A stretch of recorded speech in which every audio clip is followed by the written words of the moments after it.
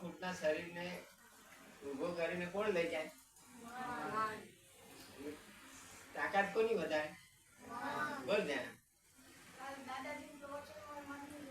એવું વાત છે. હા, ધ્યાન બહુ ધ્યાન. મેં દાદાએ કીધું ને કે મન માટે મૂર્તિ પૂજા કરવી પડે, આવું કીધું. એટલે આપણે અહીંયા રાખ્યું કે દરરોજ કેટલી મિનિટ ધ્યાન કરો છો? કેટલી મિનિટ છે ધ્યાન? 10.